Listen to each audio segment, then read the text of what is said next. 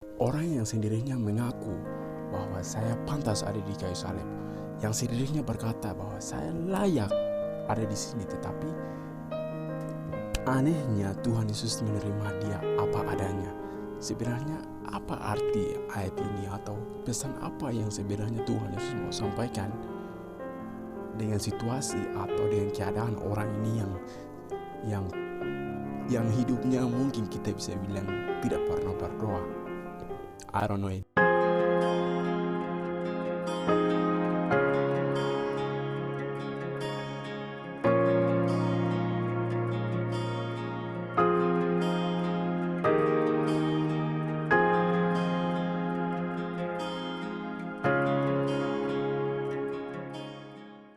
So langsung saja ke Alkitab.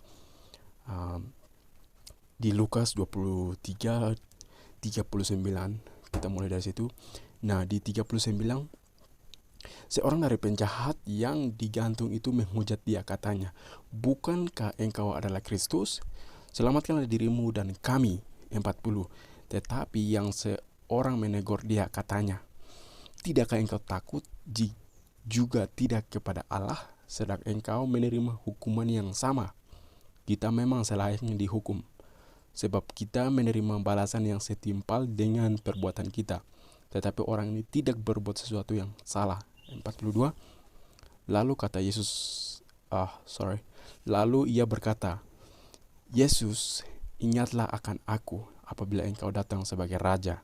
Kata Yesus kepadanya, "Aku berkata kepadamu, sesungguhnya hari ini juga engkau ada bersama-sama dengan aku di dalam Firdaus."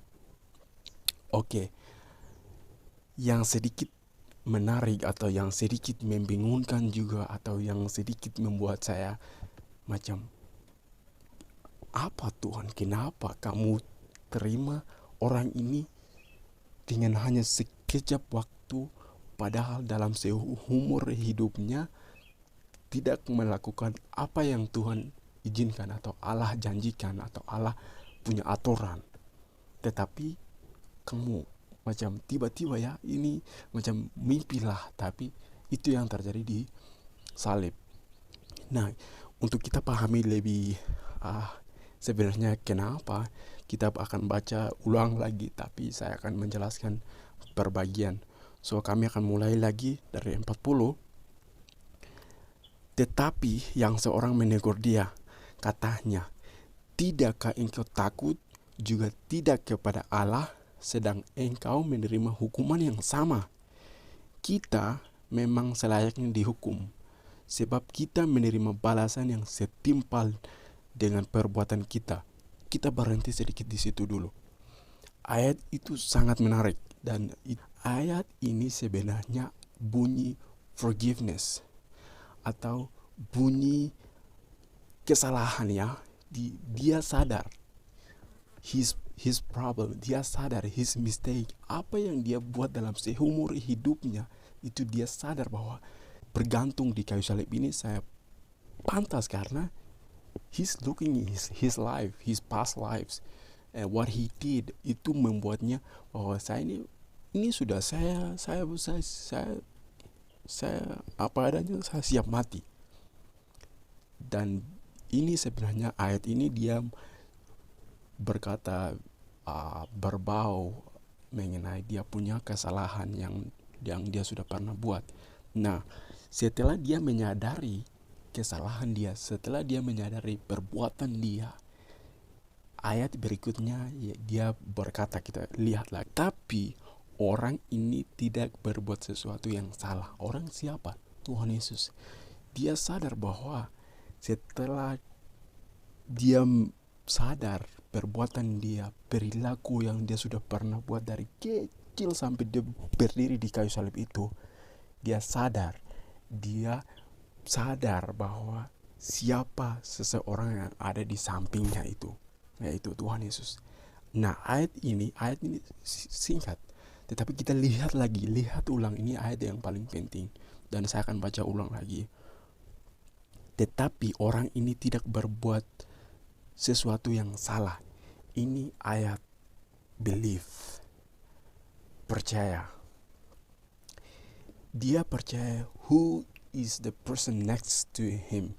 Dia percaya siapa yang ada di sampingnya itu adalah anak Allah.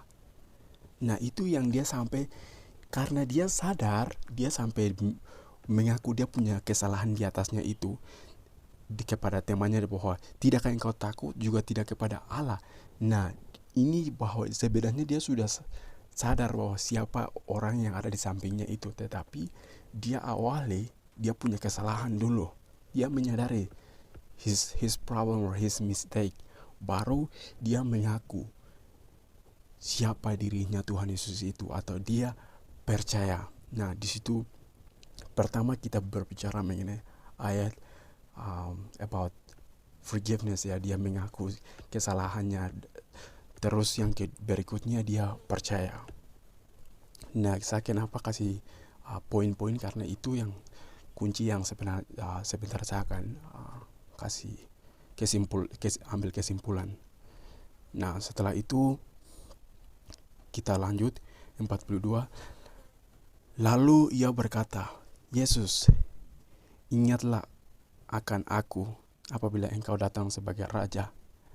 Nah, pesan ini sebenarnya sangat menarik dan sangat unik, tapi sangat menyedihkan juga.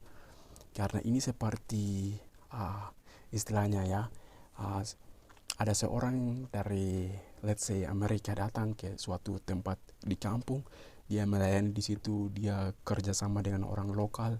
Kemudian suatu saat dia mau pergi ke kampung atau ke kota mereka, baru pas mau naik pesawat, dia ada anak satu datang kepada dia dan mau bilang dia selamat ke Amerika ya, sampai ketemu nanti di surga, macam hal seperti itu. Tapi anak ini dia berkata seperti ini, sampai di Amerika ingat saya, atau sampai di Amerika ingat saya, baru nanti coba SMS kah, telepon kah, seperti itu. Baru orang ini yang mau ke Amerika ini tiba-tiba dia bilang, hei anak, mari ikut saya ke Amerika sama-sama. Nah, ini situasi yang seperti itu ya. Orang ini macam, karena dia sebenarnya sudah putus asa, terus tidak ada harapan, dan dia sudah tahu harapan clear itu ke jalan yang tidak benar, ke jalan yang Tuhan tidak inginkan. Dia pergi, dia sudah 100% sudah harapan di situ, jadi sudah apa boleh buat ya. Dan dia berkata sendiri bahwa saya akan ke sana. Jadi Tuhan Yesus, ingat saya waktu kamu ke surga. Dia tidak minta macam, tolongkah selamatkan saya kah, atau tolong itu ini dan lain-lainnya. Tapi ini hanya macam, tolong ingat saya.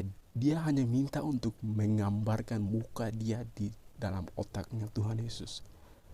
Nah, ini pesan yang sangat-sangat, orang ini saya macam rasa wow, kamu pesan yang tidak terpikirkan, yang tidak harus memikirkan, tapi kamu meminta permohonan itu untuk mengingat kamu punya muka itu di dalam surga.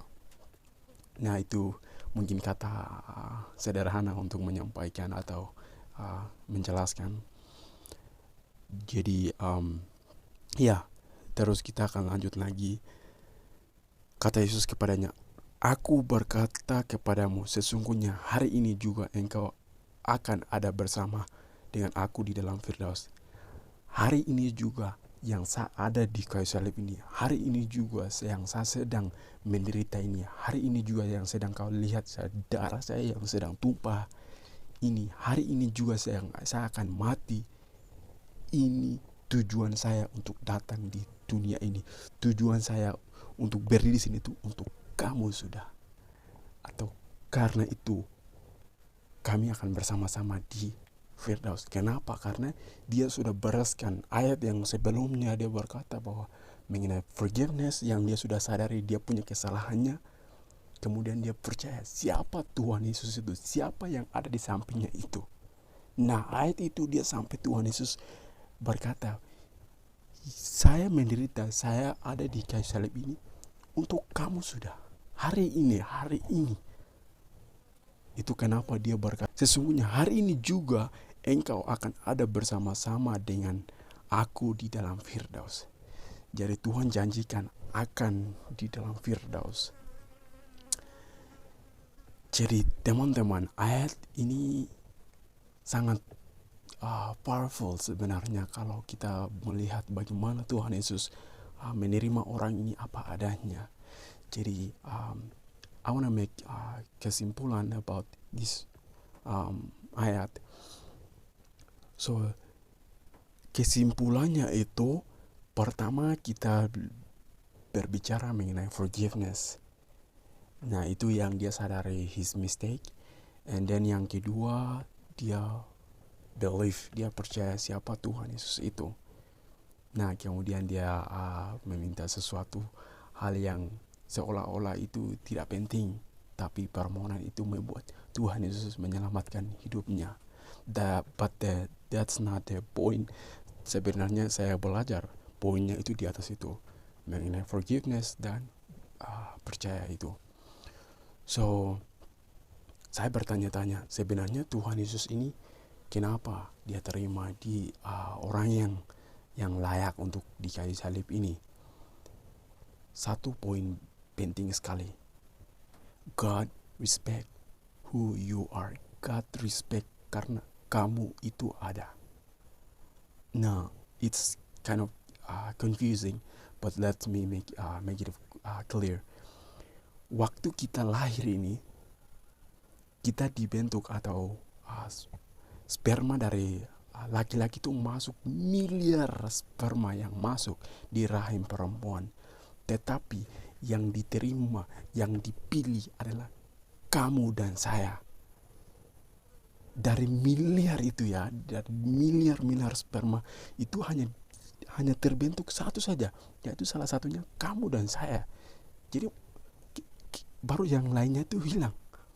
So that's why God really chose you and me, because that's love.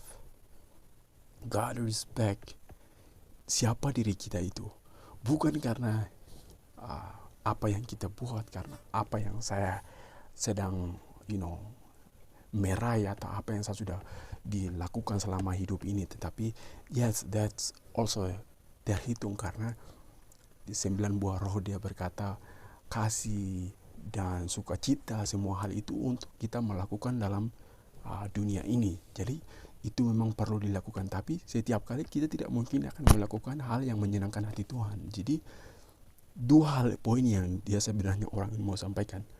Remember, forgiveness and believe who Jesus is.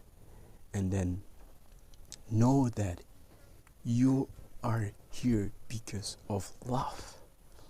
Dan Tuhan mengasihi kamu dan saya itu karena kami itu hanya ada.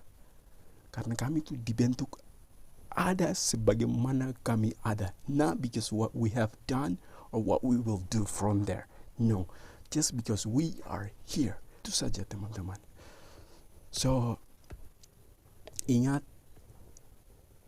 waktu kita melakukan sesuatu hal yang tidak menyenangkan hati Tuhan, forgiveness.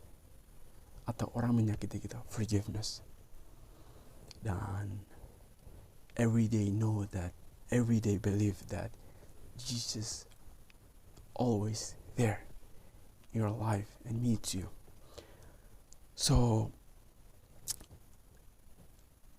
apa yang saya mau bagi mengenai ayat ini sampai di situ. Dan seperti yang saya sudah bilang, analogi yang sebenarnya orang dari Amerika ini mau pulang kampung tiba-tiba anak muda ini yang tidak tahu apa-apa, yang dia bilang mungkin tolong ingat saya ya, atau SMS saya waktu nanti kamu sampai di Amerika. Tiba-tiba orang Amerika ini dia bilang, mari kita jalan ke Amerika sama-sama. Yuk ke Amerika, langsung jalan seperti itu. So, terima kasih banyak. Apa yang saya mau sampaikan sudah sampai di situ. Jika ada yang mau komen atau yang mau tambahkan atau whatever you think about this verse, please kasih komen. Kalau tidak apa. Tuhan berkati. Wah.